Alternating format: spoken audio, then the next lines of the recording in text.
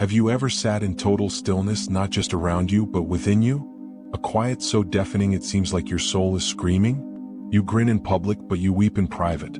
You show up, but inside you're broken. You function, but you're not living. Something within you has been bleeding for years. Wounds no one sees, agony no one understands.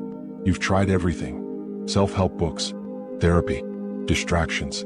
But the agony still remains, whispering in the shadows of your mind. You question yourself softly, will I ever be whole again? This isn't simply weariness. This is a spiritual famine, a soul illness that no medication can treat.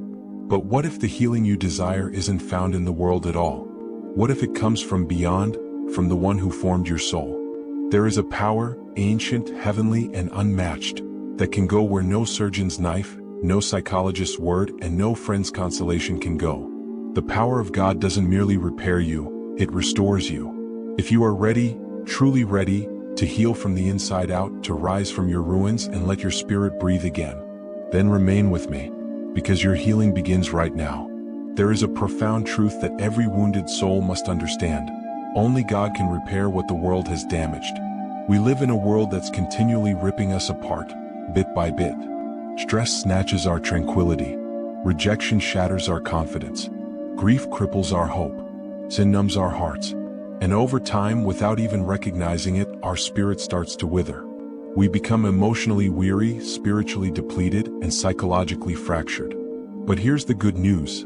God never leaves something he loves in a broken condition. In Psalm 147 verse 3, the word says, "He heals the brokenhearted and binds up their wounds." You may be shattered, but you are not abandoned. You may be injured, but you are not beyond repair. The same God who brought stars into existence has the ability to breathe life back into your soul. You don't have to fake anymore. You don't have to bear the grief by yourself. God sees it. He knows your tale. Every tear, every betrayal, every quiet cry. And he says, "Come to me, all who are weary and burdened, and I will give you rest." Matthew 11 verse 28. But mending doesn't begin with striving harder. It starts with surrender. You have to open your heart and say, "God, I'm tired of running. I'm weary of patching up my wounds with temporary answers. Heal me. Touch the places no one can see. Go where no human hands can reach." When you yield, God steps in. He starts the procedure of divine surgery. He eliminates the virus of bitterness. He removes the pollution of shame. He returns what sin stole. He infuses serenity into your worries and breathes meaning into your anguish. And here's the miracle. God doesn't simply cure you, he changes you. Isaiah 61 verse 3 states he offers beauty for ashes, the oil of joy for mourning, the garment of praise for the spirit of heaviness. What kind of God does that? A loving, healing, caring Father. The sort of God who doesn't simply mend what's broken. He creates it new. Healing your soul with the power of God isn't necessarily a lightning bolt moment. Sometimes it's a delicate process, a heavenly unraveling, a slow but certain resurrection. It begins with prayer. Not fancy words, just real honesty. God, I'm hurting. Heal me. It deepens with faith, believing that even if you can't see the healing now, it's already occurring. It increases with trust. Trust that even when you don't comprehend his methods, his love is always for you. Some of you have been carrying anguish for years, but God is not confined by time. What's been shattered for decades, he can repair in a second. He is not frightened by your scars, your history, or your shortcomings.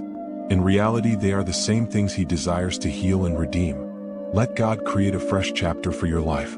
A chapter when you're no longer a prisoner of your anguish, but a testament of his strength. Where the scars no longer define you, they shout triumph. Where the darkness you experience becomes the platform for his brightness. You don't have to wait until you feel ready.